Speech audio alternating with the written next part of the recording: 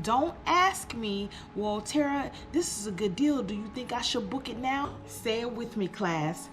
We're booking whatever's cheap. Again, we're booking whatever's cheap. I want to say this to you with love. You don't pick the destination. You let the destination pick you. I always get these messages. Hey, Tara, I want to go to Jamaica in September. Is Jamaica cheap in September? Let's do this as a family. So go to skyscanner.com. You'll pull up your destination. Your departure. You'll go down to the where to, and then you'll select everywhere. You're gonna change the date a whole month. Let's see what's going on in October. So in the departure, you're gonna do October, and the return, you're gonna do October as well. Do your magic, Skyscanner. Let's do Washington, D.C. It's $79.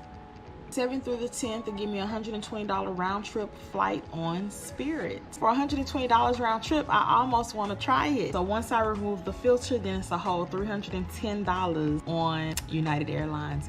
And don't ask me, well, Tara, this is a good deal. Do you think I should book it now? Yes!